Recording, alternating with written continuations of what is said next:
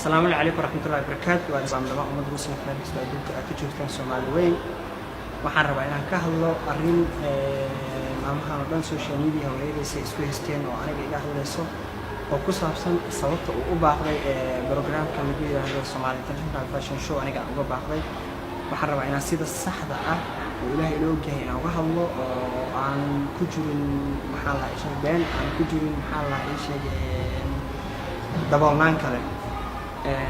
hadda sharaxa programkan sababta aan u imid horta waxay invite gareyn ama casuumaad soo taqaanaan bal isoo casuumadan ku imaaday oo marka laga hadlaayo dad baa ka soo hadlay lacag buu qaatay markaasuu programkan kama qayb galin. arrinta lacagta ah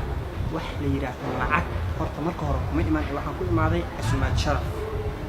taas halkaas taata number 1. tan labaad maxaa la ii sheegay horta waxaan rabaa saddex u kala dhigo waxaan saddex ugu kala dhigaa tan koowaad aan rabaa inaan ka hadlo. horta waxaa la yiri qofku markuu caloosha ka baahan yahay wuu dhargi karaa oo markuu cunto cuno ku dhargaa hore ugu sii socdaa laakiin markuu qofka qalbiga ka baahan yahay inuu qofka qalbiga ka baahnaado waa wax adduunka ugu daran. marka qofku markuu qalbiga ka baahan yahay markuu maanta hadda markuu duhurnimada qadeeyo waa inuu ka fikiraa maxaa hadda casriye ka dhigan lahayd maxaad ku casheen lahayd caawda maxaa biri ku quraacan lahayd maxaad ku qadin lahayd maxaa habeenada ku casheen lahayd. marka intaas si uu u helo waa inuu been sheegaa waa inuu wuxuu doono ku hadlaa waa inuu wuxuu soo gudbiyay ku hadlaa.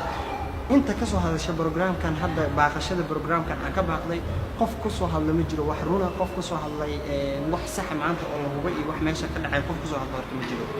marka waxaan leeyahay tan number 1 waxa uga baxaya qofku markuu caloosha ka baahan yahay uu dhargi karaa laakiin markuu qalbiga ka baahan yahay ma dhargi karo waa inuu wuxuu doono sameeyaa been iyo wuxuu doono taas halkaas uga baxay. tan labaad aan rabaa markii aan galo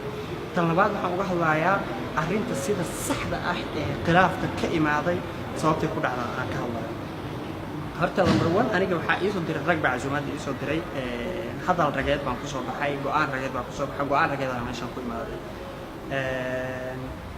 anagoo imaanay hotelka degan markii la gaaray xilliga habeenkii inaan isdiyaarino ahayd hoos aan u degano hotelka aan deganaa la kaliya xaflad lagu dhigay marka hotelka inaan hoos u degano xilliga laga rabay inaan hoos u degano ka qayb galno programka baa gabar imaaday gudaha loogu soo gashay markaas waxay dhahday assalaamu calaykum iyadoo gabadhii muransan markaas waxay dhahday waxaan rabaa waxaan gabadhii iyadoo waxaan u soo invite gareeyay dayax inuu u heeso nin athletic madax ah oo meeshan joogo oo ka soo qayb gala programka waxay tiri waxaan u soo casuumay inuu ninkaas aniga igu heeso. aniga waa fahmi waayay hadalka wiilasha isu casuumay wiil kamid ah banaanka joogeen aniga gudaha ku jiro qolka ayaga markaa meesha ka banaanka ay ku murmaayeen ayaga murmeen marka aniga ma galinba waa hawsha dhimaystaan hoos aan u degnay marka aan hoos u degnay la rabay xafladii nooga dhiman tahay albaabka bas inaan ka galno meesha dadku isku diyaarin lahaayeen dadka model filibsanay wixii oo dhan marka taaganahay ay gabadha hadana igu soo laabtay noo imaadani xaaskii meesha isla taagan marka noo imaado waxay tiri assalaamu calaykum haddii ay ka qayb galayso programka waxaa shardi ah inaad telefishin bay sheegta magaciisa aanu ma aqaano laakiin telefishinkaasna inaad berrito waraysi siiso waxaan dhahay excuse me sister maxaa u baahan tahay yaana tahay intaas ka timid intaas ka socota waxay tiri qofka programkan watay gabadha programkan dhan wadatay waa aniga. marka aniga hadal uma furin mana xiri waan ka anagoo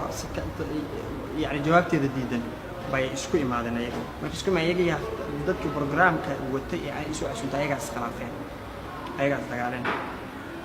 waa baxnay kor fuulnay marka kor fuulay haddana waa noola imaaday waxaa la yiri maadaama wiilka adnaan la dhahaan isu casuumay adnaanka ay imaaday wuxuu dhahay madaxayga fiir wajigayga fiir madama khilaaf xaggaas ah ma dhici doono. markaan soo laabanay anagoo hotelka u baahan haddana mar labaad inaan galno baa wiilashii ka mid ahaa ayagana programkii baa ani gabadhii xaggeeda jiray oo haddana ii sheegeen anina gabadha iyaga islahaayeen marka xaggaygu soo alxamdulilah iga raali ahaa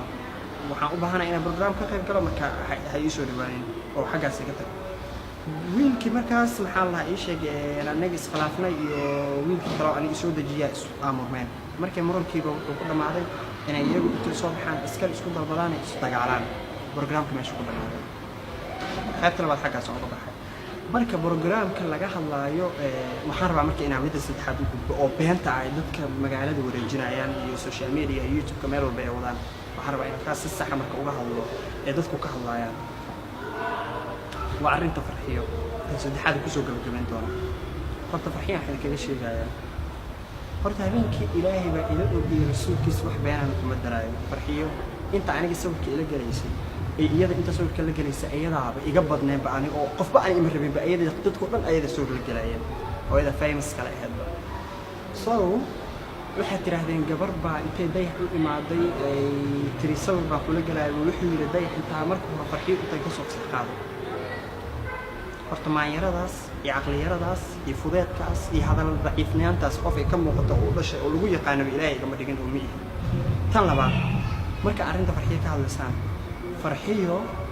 kalsoonida ku jirto ma aha meel inta la yimaado gabartiida sawir aan kula galo qof maxaa la isha ka soo fasaxay kalsooni daradaasna ma haysan anaga